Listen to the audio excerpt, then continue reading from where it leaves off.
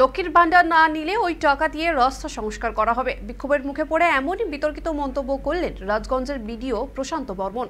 সরকারি আধিকারিকের এখনো মন্তব্যে তীব্র প্রতিবাদ জানালো বিজেপি। প্রসঙ্গত, রাজগঞ্জ ব্লকের শিকারপুর অঞ্চলের নর্থ বেঙ্গল ফার্ম এলাকার রাস্তার অবস্থা বেহাল। প্রতিবাদে শুক্রবার পথ অবরোধ সামিল হন এলাকার বাসিন্দারা। অবরোধের খবর পেয়ে ঘটনাস্থলে পৌঁছয় পুলিশ ঘটনাস্থলে পৌঁছে পরিস্থিতি নিয়ন্ত্রণে আনার চেষ্টা করে। পরবর্তীতে খবর পেয়ে ঘটনাস্থলে যান রাজগঞ্জের ব্লকের সমষ্টি উন্নয়ন আধিকারিক প্রশান্ত বর্মন। পথ অবরোধ দেখেই প্রথমে মেজাজ হারাতে দেখা যায় তাকে। স্থানীয় বাসিন্দাদের সঙ্গে রীতিমতো বচসায় জড়িয়ে পড়েন তিনি। বাসিন্দাদের উদ্দেশ্যে বলেন, জল ফ্রি, ট্যাক্স ফ্রি, লক্ষ্মীর ভান্ডার পাচ্ছেন, সব পাচ্ছেন, রাস্তাও হবে, ধৈর্য ধরতে হবে। এদিকে ভিডিওর এই মন্তব্য শুনে প্রতিবাদী ওই মহিলারা দাবি করেন তাদের লক্ষ্মী ভান্ডার চাই না, রাস্তা চাই। এরপর এই মেজাজ হারিয়ে ফেলেন ভিডিও প্রশান্ত বর্মন। বলেন, 100 জন লক্ষ্মীর ভান্ডার না নিলে ওই টাকা দিয়ে রাস্তা তৈরিতে সময় লাগবে না। আর ভিডিওর এই মন্তব্য নিয়ে তীব্র সমালোচনা করছে বিজেপির দাবি, ভিডিও ওখানে ভিডিও হিসাবেই জানিয়ে বরং লক্ষ্মী ভান্ডারের প্রচার করতে গিয়েছিলেন।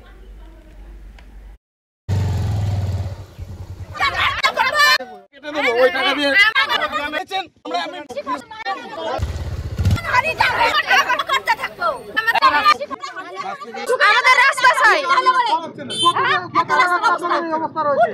আজকে না হলে 30-35 বছর থেকে এইভাবে আছি। স্কুলের টোটো ঢুকে না, স্কুলের গাড়ি ঢুকে না, রুগী নেওয়া যায় না।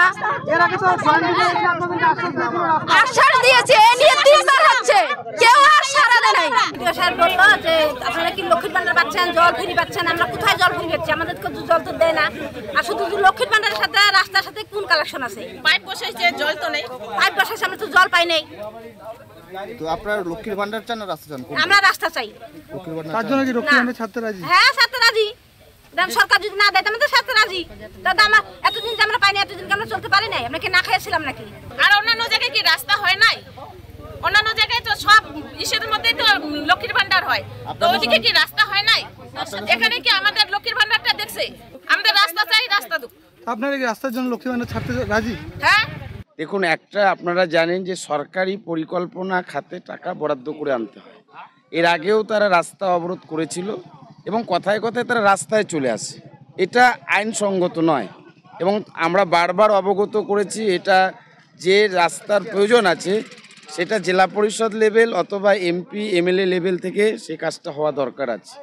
কারণ গ্রাম পঞ্চায়েত বা পঞ্চায়েত সমিতি লেভেলে এই কাজটা করার মতো এখতিয়ার নেই।